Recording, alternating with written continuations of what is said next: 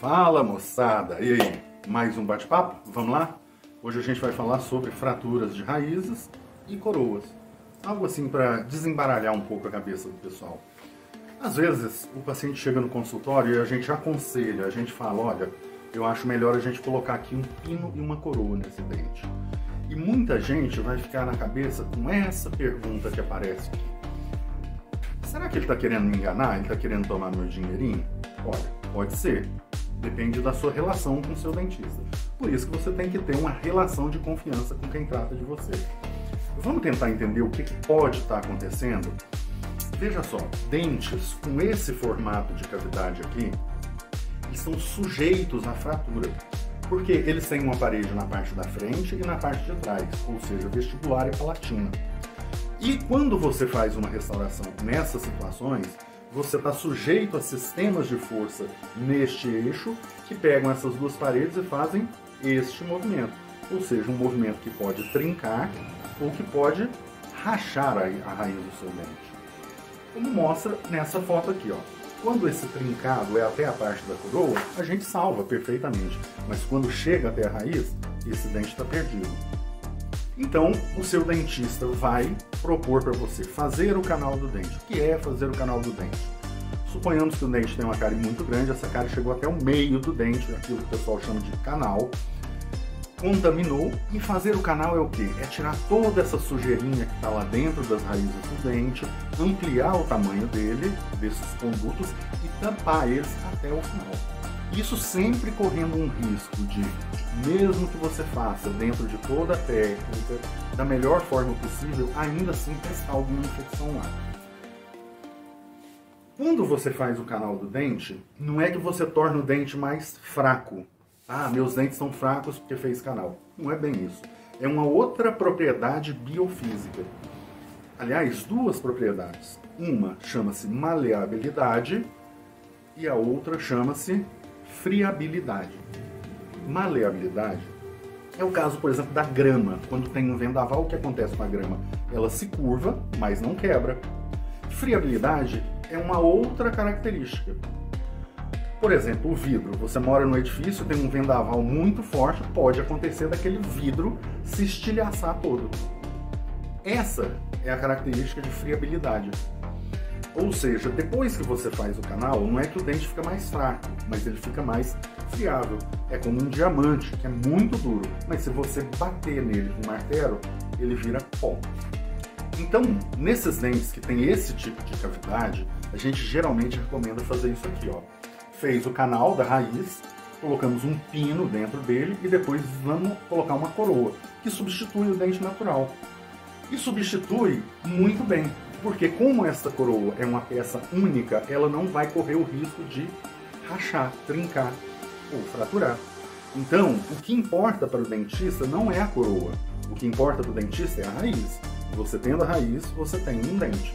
Se você perde a raiz, aí você não tem outra solução a não ser extrair esse dente. E é isso que acontece, por exemplo, nesse caso aqui, olha. Dá uma olhada nisso. Vê como movimenta essa parede do dente?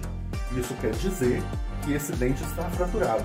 E aí a gente tem que torcer para que essa fratura seja baixa, ou seja, para que ela não tenha ocorrido na raiz. Porque se ocorreu na raiz, a gente perdeu o dente.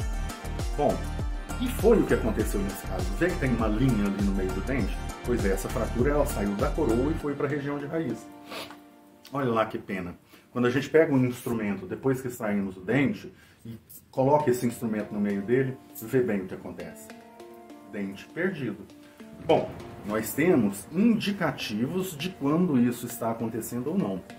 Por exemplo, quando a gente vê na região do dente afetado esses pontinhos vermelhos ali, que parece um vulcãozinho, e na verdade são um vulcãozinho, é um vulcãozinho por onde fica minando pus. Isso significa que a fratura chegou na região de raiz. E está minando pus, está vazando pus, justamente porque toda aquela região está contaminada por bactérias. Mas nós perdemos nosso dente, então nós vamos ter que tirar a raiz e no lugar dela colocar um implante. O problema começa aí. Quando a gente tira esse dente, a gente vê que aquela região que tinha aquela quantidade de pus foi todo destruído o osso por essa infecção. Então observa nessa parede aqui na frente que não tem osso mais. Quer dizer, a gente não pode colocar um implante ali naquela parede para ser apoiado pelo osso. Não tem osso ali. Mas mesmo assim a gente ainda tem outras formas de tentar resolver esse problema. Mas é lógico, sempre vai agravando o problema e aumentando a possibilidade de perder o nosso implante. A gente coloca o implante dentro daquela cavidade imensa, porque a cavidade da raiz é muito maior do que a cavidade que a gente usa para colocar o implante. E esse implante, em tese, pelo menos, ele vai fazer o quê? Vai ficar solto lá dentro. E isso aumenta mais ainda a chance da gente perder esse implante e depois ter que repetir ele. Algumas vezes, como foi feito nesse caso, em que vocês estão vendo aí que tem essas lacunas ali do lado que a gente sabe que não dá para travar o implante, o que a gente faz é avançar o nosso implante para além da estrutura óssea. Veja bem, aqui nessa região a gente tem um lugar chamado sino maxilar. O nome é familiar? É, né? É porque é aí que tem a sinusite, uma infecção no sino maxilar. Uma grande quantidade de bactérias que pode te dar dores de cabeça, dores faciais, te dar uma série de problemas. Mas sempre lembrando, tem um monte de bactéria ali. Às vezes a gente tem que avançar o nosso implante para dentro do seio maxilar, como foi feito nesse caso aqui. Aquela linha amarela, observa na fotografia na parte de cima. Aquela linha amarela mostra o local onde acaba o osso e começa o sino maxilar. Olha, nós estamos lutando contra uma infecção que está dentro do alvéolo, ou seja, o buraco do dente. Nós estamos lutando contra um buraco muito maior do que a largura do dente, que não deixa a gente travar. E agora nós estamos lutando com a possibilidade de o paciente ter ou não uma sinusite, contaminar esse implante, mais uma vez, perder esse implante. Algumas vezes ainda há um agravante. Quando a gente vê que não existe estrutura óssea nenhuma para a gente poder resolver esse problema, a gente abre a boca aqui por dentro, acessa o osso, acessa esse buraco que tem aqui no nosso rosto e preenche de osso para poder colocar o implante dentro desse espaço vazio que está ali. Isso chama levantamento de seio maxilar, o sinus lift.